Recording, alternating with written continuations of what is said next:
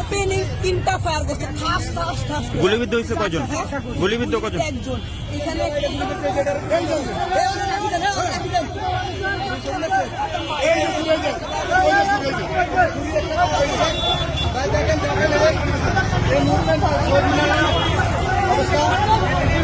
মামা বলছি কি আমি তো ঠিক করতে পারি না, এগুলো তো মানে আবার কিন্তু গুলি করতেছে, গুলি করতেছে।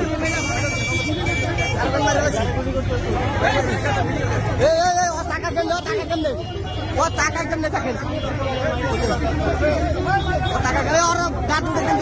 দর্শক, এই মুহূর্তে আপনাদের সঙ্গে যুক্ত হয়েছি রাজধানীর শহীদ মিনারের সামনে থেকে। কিছুক্ষণ আগেই কিন্তু একজনকে গুলি করে পালানোর সময় হাতে নাতে একজনকে আটক করে এই মুহূর্তে ঢাকা বিশ্ববিদ্যালয় প্রক্টোরিয়াল যে প্রক্টর টিমের যে গাড়ি রয়েছে সেই গাড়ির মধ্যে করে কিন্তু যে ঘাতক রয়েছে গুলি ছুঁড়েছে সেই লোকটা।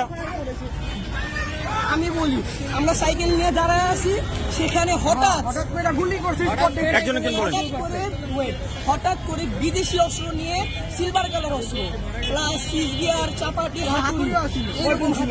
আর 4-5 জনের মতো আছে, 4-5 জনের মতো, প্রায় 8-10 জন ছিল। ওপেনিং তিনটা ফায়ার করছে, ঠাস ঠাস ঠাস। গুলিবিদ্ধ হয়েছে কয়জন? গুলিবিদ্ধ কয়জন? একজন।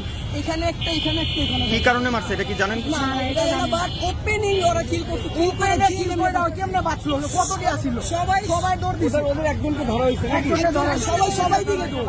বাকি তো বাইকে গেছে, সবাই চারুদিকে দৌড়। বাকিগুলো গেছে, ভাই, একদম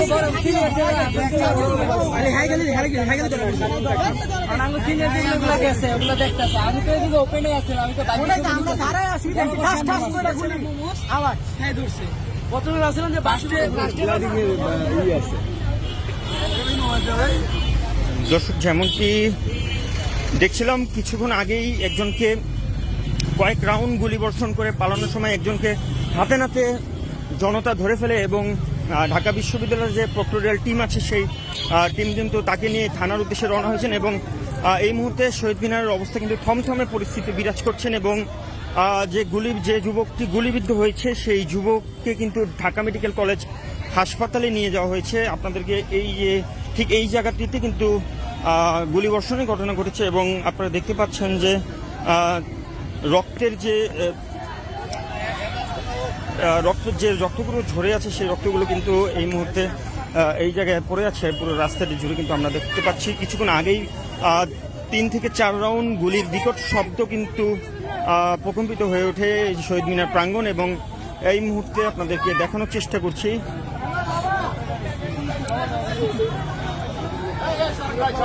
দর্শক, আমরা দেখতে পাচ্ছি শাহবাগ থানার কয়েকজন পুলিশ কর্মকর্তা কিন্তু এই মুহূর্তে এই জায়গায় উপস্থিত হয়েছেন এবং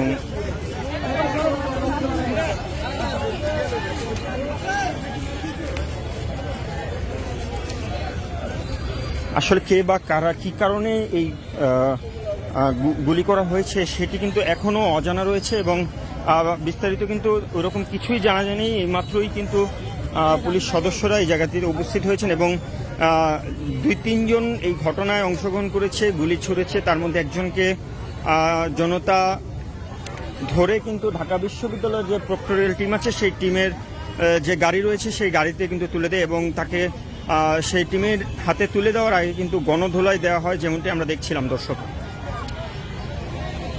এই ছিল শহীদ মিনার থেকে সর্বশেষ।